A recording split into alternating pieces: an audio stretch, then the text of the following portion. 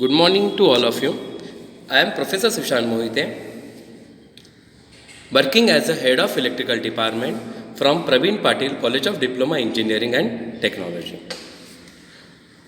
Today we start the unit number 5 of components of transmission and distribution line.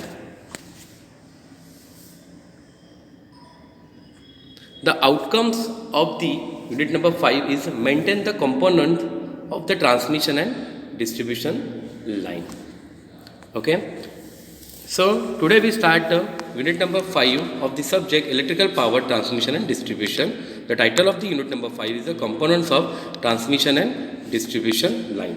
The outcomes of this, the learning outcome of the unit number 5 is the overhead conductors, the properties of material, types of conductor with trade name, significance of sag, the line supports, requirement, type of the line structure and their specification, methods of erection, then line insulators, the properties of insulating material, selection of material, types of insulators and their application, causes of insulator failure, then the derivation of equation of string efficiency for string of 3 suspension insulators, methods of improving string efficiency. The next, underground cables, its a requirements, classification, constructions, comparison with overhead lines, cable laying and cable joining. These are the outcomes of the unit number 5. Okay. The next part is the introduction of the unit number 5. The transmission line transmits the power from generating station to receiving station and substation. At generating station, the generated voltage, say 6.6 or 11 kV, is step up to higher value by step up power transformer from say 11 kV to 132 kV or higher up to 400 kV.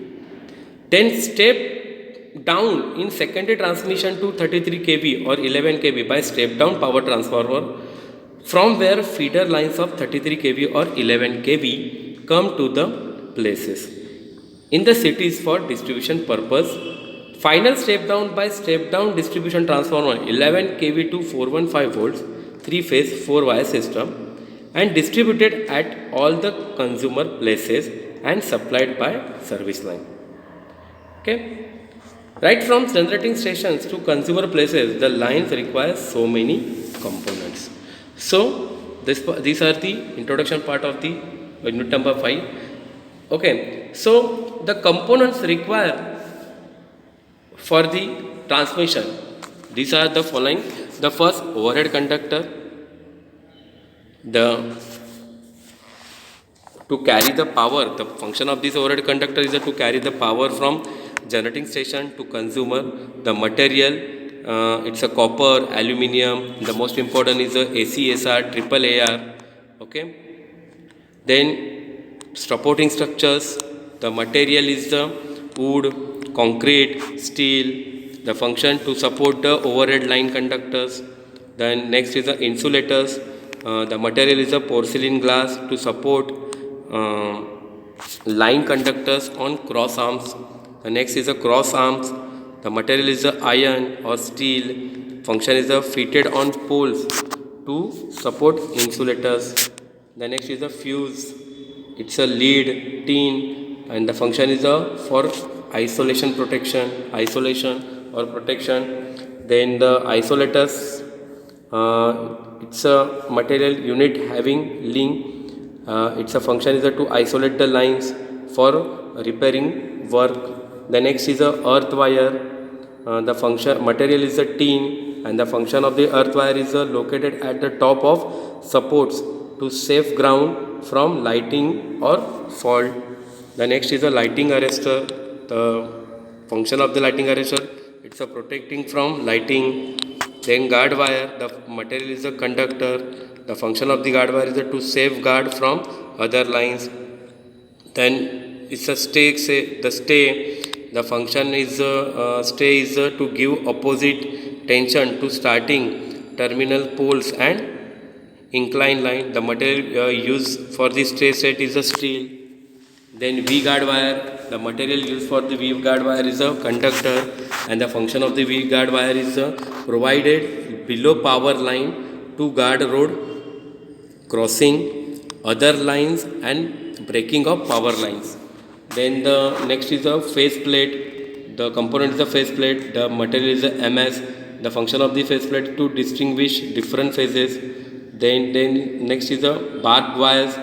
The function of the barbed wire is to avoid climbing of unauthorized person on the poles, towers. Then bird guards. The function of the bird guard, sometimes bird pick on conductor, due to which flash or many take place. To avoid this, a stick of aborite with rounded top is fixed near the insulator on cross arms.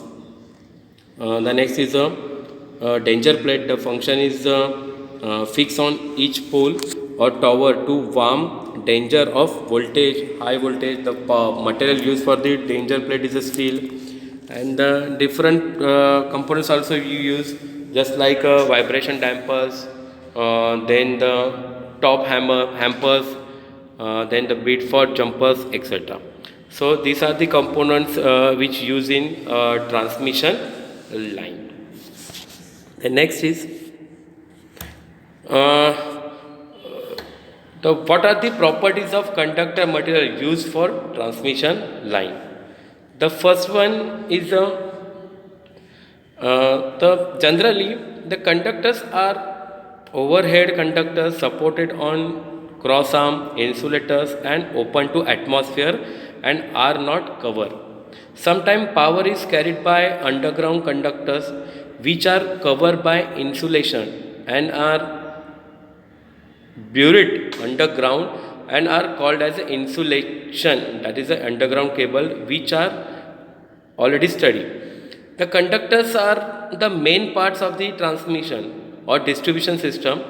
Its cost is a much more about the 60 to 70% of the system, and therefore their size, type of material used and needed properties must be thought for design and design. Okay, the next is properties which is needed for the conducting material. The first one is a high electrical conductivity, that is less resistivity, so the less power loss, less voltage drop. The next is the strength. The high tensile strength is a must for long life and withstand tension, wind and iron pressure. It should sustain mechanical stresses. The next is the temperature coefficient of expansion must be less. In working condition, the line becomes knot and its temperature increases. If temperature coefficient of the material is more than resistance increases, which in turn increases power loss I square R and voltage drop, which affect efficiency and voltage regulation of the line. Then oxidation. In open air, the metals are oxidized and do not give proper working or function. So material should not oxidize or corrode by surroundings. Then next is the specific gravity. The material should have less specific gravity so that conductor's weight is lesser, which need less strength, support, and cost is much less. The next is the cost. Cost of conducting material must be less for economical consideration. Then flexibility. Material must be flexible so that conductors do not break under abnormal conditions such as storm, wind, ice, etc. Then the scrap value. Material should have high scrap value.